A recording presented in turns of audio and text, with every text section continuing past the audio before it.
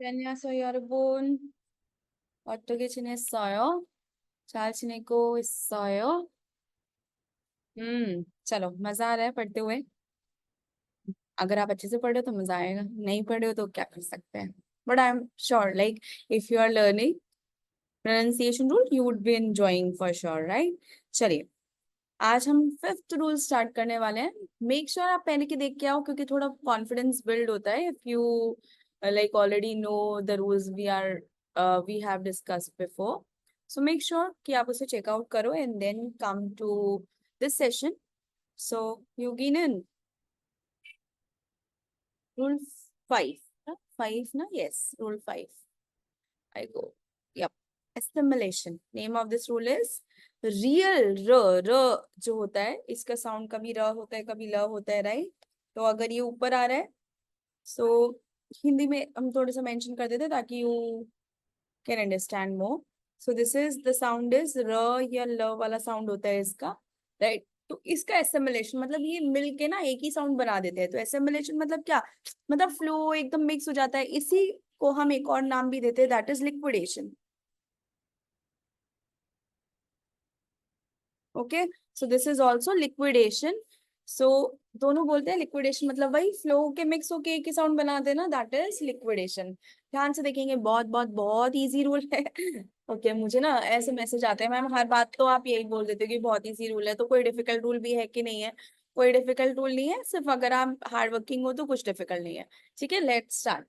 So first one is इसकी applicability कब आती है? तीन जगह ये अप्लाई हो सकता है। अप्लाई, वाओ, तीन जगह ये अप्लाई हो सकता है। ठीक है, number one is okay, so number one is जब नीचे भी रहा आ रहा है और ऊपर भी रहा आ रहा है। जब नीचे भी आ रहा है और ऊपर भी आ रहा है, राइट? तो ये दोनों के दोनों कैसे प्रोनाउंस होंगे? ल ल करके प्रोनाउंस होंगे, कहीं पर भी आ जाए, डज नॉट मैटर। ठीक है, ऑफ कोर्स कहीं पर भी आएगा, वो सेम ही कॉन्सोनेंट है, राइट?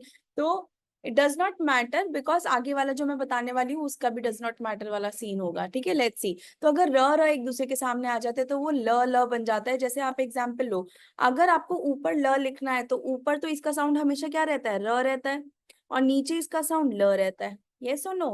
तो आपको चाहिए, आपके नाम जैसे फॉर एग्जाम्पल एली है, एली इज योर नेम। अब एली में तो ल आ रहा है ना, तो एरी कैसे लिखेंगे फिर हम? तो अगर र लगा देंगे तो ऊपर की साइड इट विल बी एरी। जैसे फॉर एग्जाम्पल आपने ऐसे लिख दिया, बट दिस इज रॉन्ग। क्यों? क्योंकि ये तो फिर र बन जाएगा ना, और ये हो जाएगा एरी हो जाएगा, this won't be Ellie, right? तो आपको इसको एली बनाना है तो आपको क्या करना पड़ेगा? आपको इस र से पहले, जस्ट पहले एक ल लगाना पड़ेगा नीचे, और इससे क्या हो जाएगा? ये नाम हो जाएगा Ellie. Ellie. The same thing happens with Delhi. Delhi में आपको क्या लगाना है? आपको ऊपर एल चाहिए, तो अगर आप ऐसे लिख दोगे तो इट विल बी हैरी, री हो जाएगा, राइट? दैट इज रॉन्ग, क्योंकि हमें डेरी तो नहीं चाहिए, हमें क्या चाहिए? थेल्ली। तो हम क्या करेंगे? इसको ल बनाने के लिए एक नीचे ल लगा देंगे, इट विल बिकम थेल्ली। थेल्ली। Okay, that's how we pronounce this consonant, थेल्ली। समझ में आया? So this was real assimilation का फर्स्ट पार्ट। सेकंड पार्ट क्या है? ध्यान से देखेंगे, जब र और न ये दोनों एक दूसरे के सामने आ जाते हैं तो ये क्या बन जाते हैं? दोनों के दोनों चाहे कहीं पर भी आए, दोनों ल ल बन जाते हैं। नीचे और ऊपर की बात कर रहे हैं हम, ऐसे नहीं कि मैम यहाँ पे र र साथ में आ गए तो नहीं, नहीं, उससे कोई मतलब नहीं है। एक नीचे एक ऊपर और एक दूसरे के सामने, मतलब एक नीचे आया तो जस्ट ऊपर उसके न या र जो भी होगा वो आ जाए, तब भी ये दोनों क्या बन जाएंगे? ल ल बन जाएंगे। जैसे हम एग्जाम्पल लेंगे, फर्स्ट वन इज, यहाँ पे तो नहीं लिखा, नहीं, ध्यान से देखेंगे, लिखा है फिर भी हम पहले कर लेते हैं, ध्यान से देखो। सेकेंड वाला एग्जाम्पल, यौन, अगर हम इसको देखेंगे तो दैट विल बी यौन।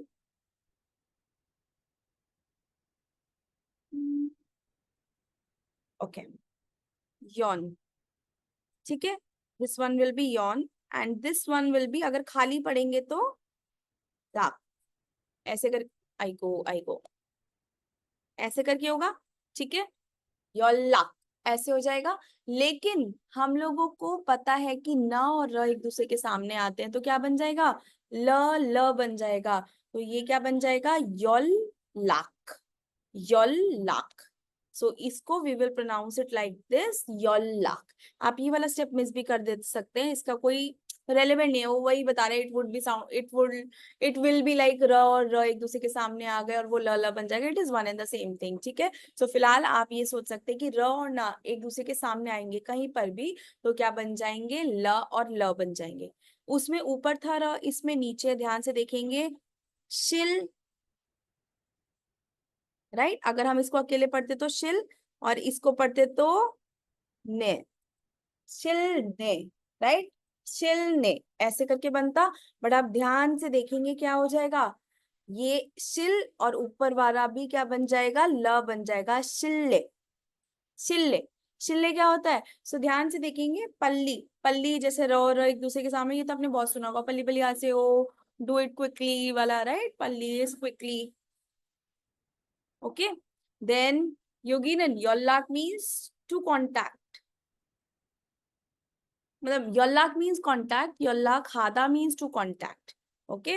So you can write contact here, otherwise ये याद है मैम आपने तो गलत लिखा था, गलत नहीं लिखा था, ठीक है, सही लिखा है, but yollak hada that means to contact and yollak means contact.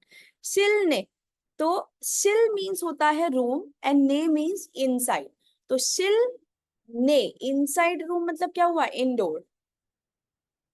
So indoor को हम क्या बोलते हैं, शिल्ले, शिल्ले, समझ में आ गया।